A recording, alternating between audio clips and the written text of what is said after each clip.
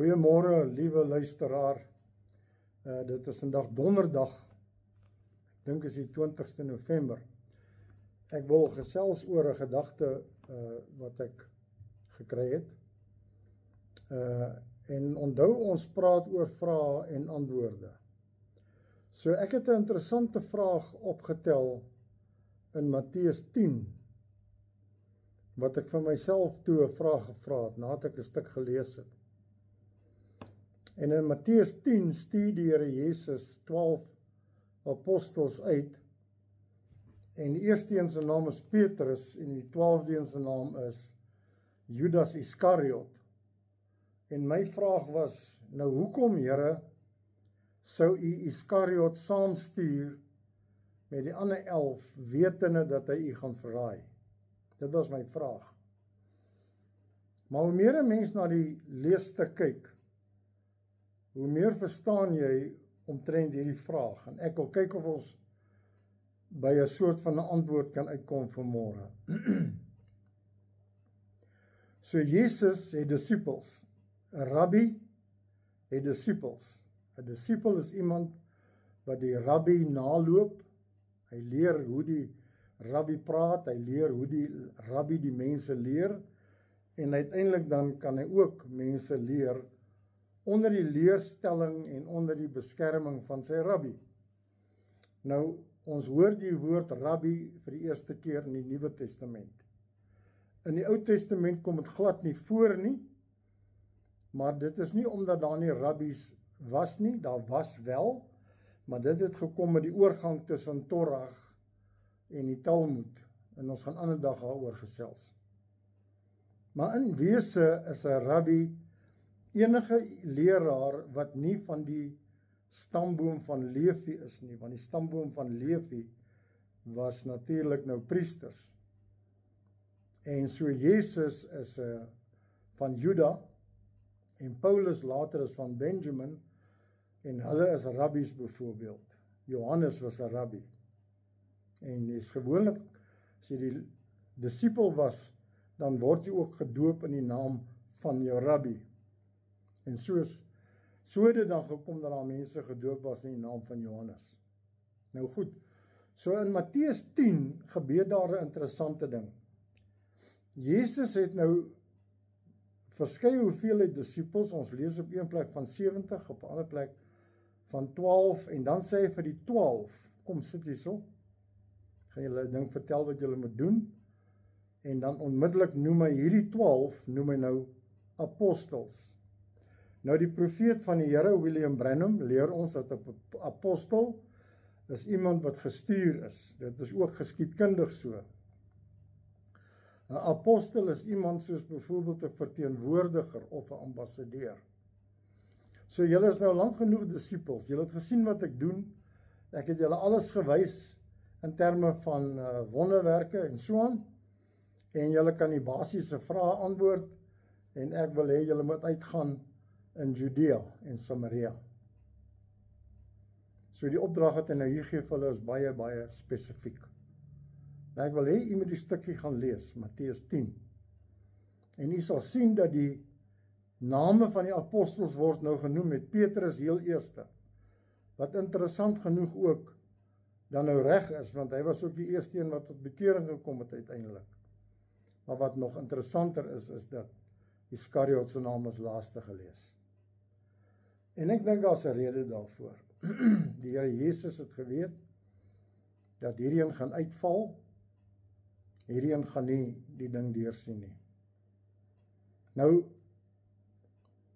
die opdrag wat hy vir hulle gee is interessant. Hy sê, moenie na die heidene toe gaan nie, moet ook nie na die Samaritane toe gaan nie. Bly by die dorpies waar die verlore skape van Israel is. Nou, alles wat jy hier in hierdie leesstuk sien, kom uit die Ou Testament uit.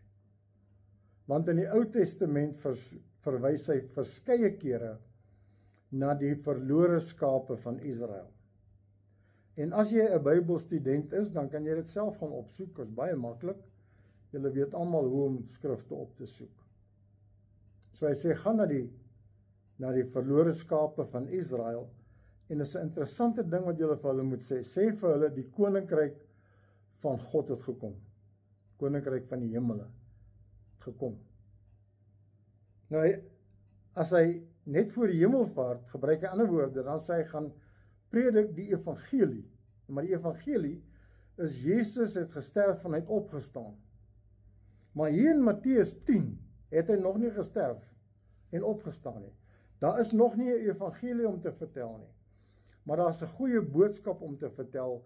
Die koninkryk van die hemele het naby gekom. En die koninkryk van die hemele, ons kan gou so 'n stukkie lees daar in Psalm 2. Ek wil net so 'n versie lees. Ek tog het my koning gesalf oor Sion, my heilige berg. Ek wil vertel van die besluit. Die Here het aan my gesê, U is my seun. Vandag het ek self U gegenereer. Gegenereer beteken ek het U opgewek as my seun. Kyk, wie is dit? En tog het ek het my koning gesalf oor Sion, my heilige berg. Wie is dit? Dis Jesus Christus. So hy sê in Matteus 10 vir hulle, julle het nou mooi gesien wat ek gedoen het, gaan nou en dan drywe julle ook duiwels uit en maak siekes gesond en bid vir hulle en so aan, maar dit moet die kinders van Israel wees, die verlore skape van Israel. Dan sê julle vir hulle, dit wat daar staan in Psalm en in ander boeke, in die Ou Testament, ek het gekom, dus die koninkryk van God is nou hier. En dit kon Judas Iskariot ook doen, want die profeet leer ons laterand hoe jy kan al hierdie wonderlike dinge doen sonder die Heilige Gees en selfs met die Heilige Gees ook nog verdwaal raak. En so Iskariot kon inpas by hierdie sending. So hier gaan die disippels en nou sê, of die apostels nou, né? En nou sê Jesus vir hulle 'n ander interessante ding. Hy sê, julle moenie klere saamvat en kos saamvat en ekstra geld en niks nie. En dit kan jy ook terugkry, jy sal, as jy gaan kyk in Jesaja en so aan. Dit is ongelooflik wonderlik, hoe die tot woord vir woord, dit verduidelik hoe jy kan kom en vry eet, en heuning en melk kry, en alles sonder om te betaal. Dit is waaroor die koninkryk gaan. En dan sê hy, gaan in 'n huis in, wat jou waardig is. Wat beteken dit? Hy sê, as jy die vraag gaan vra, en hulle wil na jou luister, as hulle waardig, gaan bly jy, vertoef jy daar. As hulle nie waardig is nie, moenie vertoef in die huis nie, maar dan maak hy ook nog 'n verdere interessante opmerking. Jy kan die stof van jou voete afskud vir daai huis, maar ook sommer vir daai dorp. So een huisgesin, deur die woord te verwerp van die koms van die koninkryk van God, kon maak dat 'n hele dorp daaronder lê. So is 'n baie interessante leesstuk. En is nog interessanter dat dit nie oor die evangelie gaan nie, maar oor die kwessie dat die koninkryk van die hemele gekom het. Ek dink jy sal dit interessant vind as jy dit gaan lees. En as 'n mens daarmee saam die gedagte dan vat, my vraag het oorspronklik gekom, Here, hoekom is Iskariot in hierdie lys? Hoekom het jy hom ingesluit hier? Is dit nie 'n bietjie onregverdig dat hy hier kan saamgaan, maar wanneer by die evangelie kom, dan is hy nie deel van die evangelie nie. Hy word nie gelys onder die apostels in Handelinge 1 nie. Handelinge 2. Daar word hy nie genoem nie. Daar sit verby vir hom. So met die verkondiging van die koms van die koninkryk van die hemele is Iskariot by, en met die verkondiging van die evangelie is Iskariot nie by nie. Kom ons vertrou vandag dat die Here Jesus ons almal genade sal gee. Dat ons nie sal vassteek by die boodskap van die koms van die koninkryk nie, maar dat ons sal aanbeweeg saam met die Here Jesus, as hy in Matteus 28:19 die opdrag gee. Gaan en maak disippels van alle nasies. Hy sê nie maak apostels van alle nasies, maak disippels van alle nasies. Doop hulle in die naam van die Vader, die Seun en die Heilige Gees. Wat Petrus dan vir ons later wys, is die Here Jesus. Dankie vriende.